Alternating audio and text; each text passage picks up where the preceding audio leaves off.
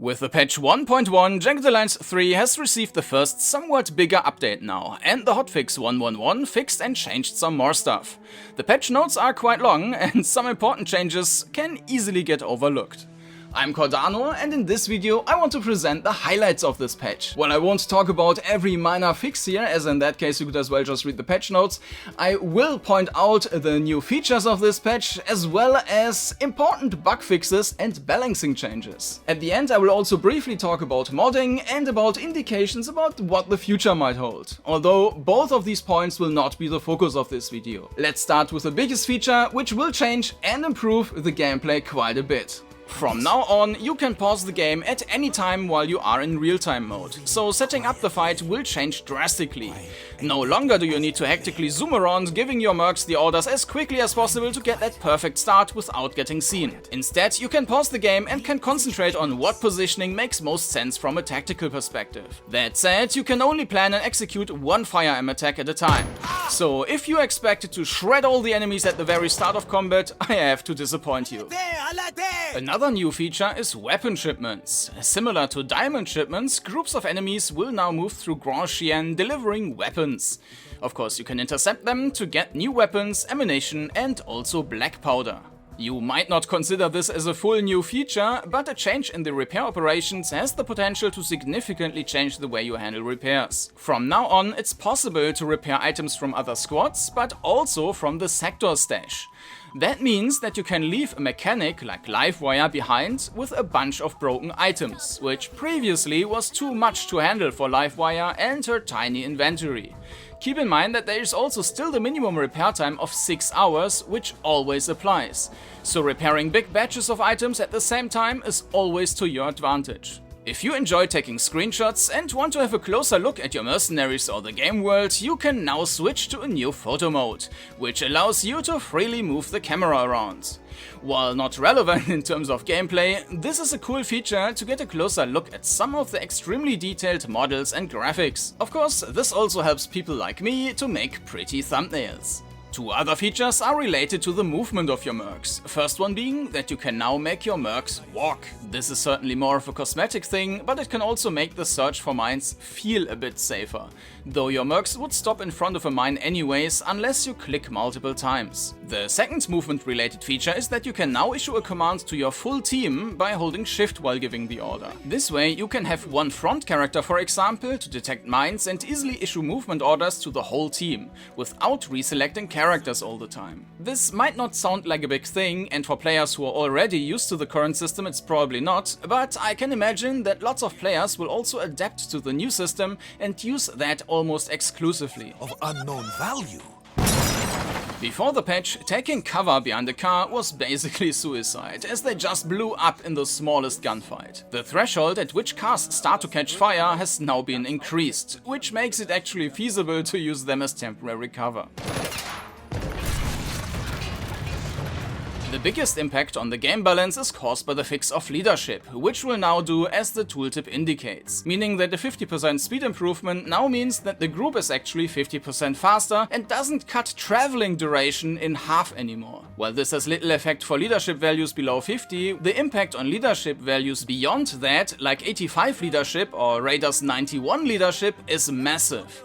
Raider previously did a 15-hour journey in just 5 hours. After the patch, he will need 9 hours for that. While this might look like just a speed nerf, this big leadership bonus previously had a snowball effect, as multiple other time-related mechanics, like the increase of mercenary wage or the mines running dry, could be mostly avoided. After also a previous patch fixed that mines were blasting out tons of money shortly before they ran dry, for the first time you might have some kind of adequate money balancing. But of course, a completely new run would be required to be able to see the full impact. Other balancing changes, which I cannot completely judge at this point, are the following two. Overwatch on enemies behind cover is now supposed to work differently, so that probably the enemy gets attacked after leaving cover and not while still behind it. And how many mercs you hire, fire and how many of them die can now affect whether other mercs still want to work for you. This is mentioned in the notes, but I haven't been able to test it, and I also didn't find the code which would have indicated the changes. While it's not clearly shown in the patch notes, there has been another change with a big impact on gameplay.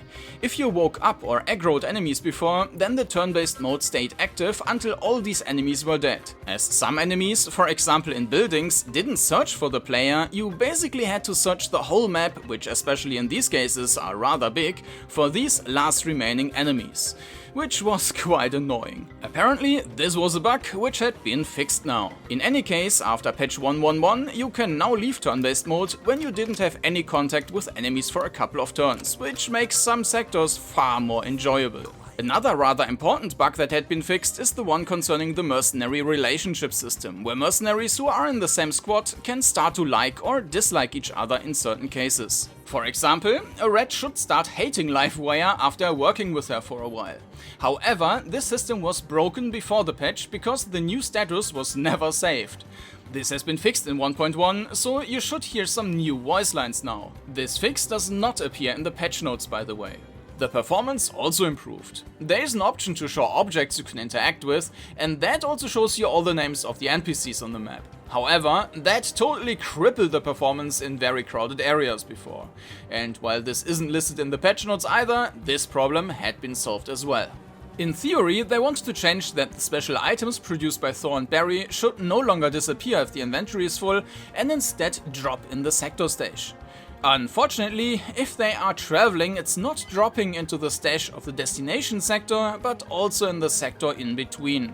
And even more problematic is that Thor's medicine actually becomes a shaped charge. So it seems like a new bug managed to sneak in. There are a bunch of other fixes and changes that are also important, but where there's little to say about it. So here's a brief overview. Wolf's ability should now work as intended when training mercenaries. Previously, Wolf's talent just reduced the training time, which was rather pointless as the time wasn't used more efficiently than without the talent. Steroid's ability should no longer cause you to fall through the floor. The claustrophobia malus is now removed correctly. The check is now done when a battle ends. I'm used to the open prairie, partner. This place makes me sweaty. It will not look good on the camera. So if Vicky or Tex still have -1 morale in your game, the next fight might fix that. The other morale maluses, such as guild, also have been fixed. There were several bugs concerning the action points display, for example when moving, but also with melee attacks. They should all be fixed now. Cancelling Overwatch before you engage in combat using the button in the action bar before patch 1.1 had your character start in combat with neither Overwatch nor action points.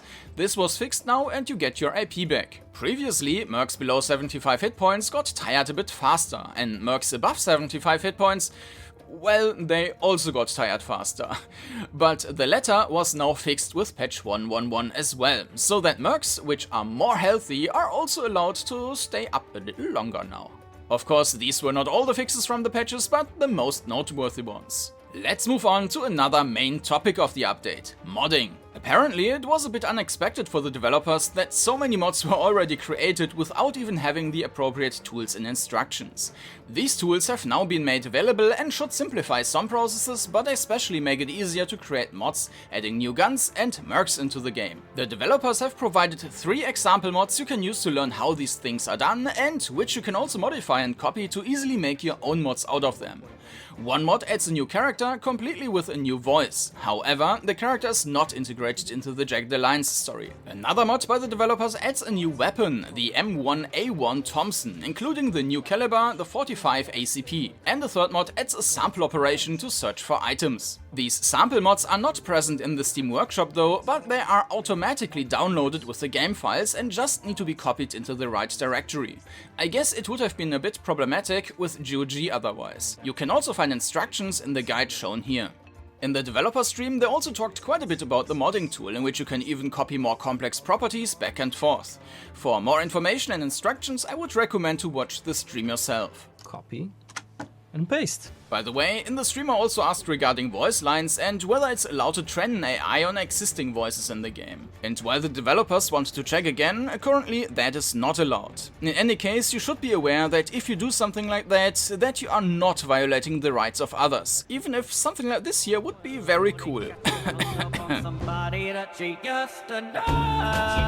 Lastly, a quick look into the future. Haemimont mentioned that they are currently looking at how to give experienced players more challenges in the game.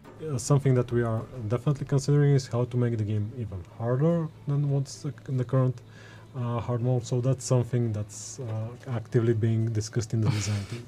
We want to try to do something to challenge you guys, and maybe even different game rules that will provide different challenges. So that's definitely something. Oh, now you're just being cheeky. You need to leave them with so much to know. The legendary mercs are currently barely used by players. Haemimont intends to do some changes in that regard. We also know that some of the legendary mercs are not as used as we would like to. We're definitely looking at what we can add to sink some of the money out. It was also mentioned that something like a Bobby Ray weapon supplier is a possible addition for later on. This also had been mentioned already in previous streams. It's definitely something on the board. No decisions there yet. Okay. A definite addition will be a level and campaign editor, which will be released in a future patch. At least a couple of months, I'm guessing. Yeah, I think so. We still don't have an internal date for it, and that's actually being able to edit maps and basically create your own entire new campaigns by creating new maps, new sectors, change the world map entirely. For the very near future, it's even planned to release the source code. We are going to be releasing the source code for the game, just so that you can have a reference. It's not the same in GitHub. It's not the same that you can actually contribute to it.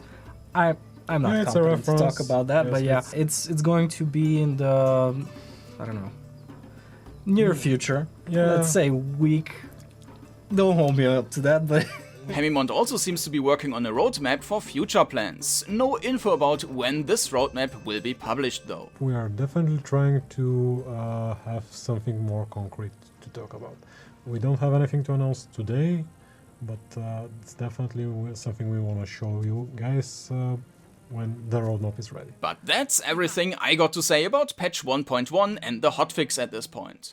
A patch which in my opinion added some significant improvements via the pause option and the balance change with travel speeds.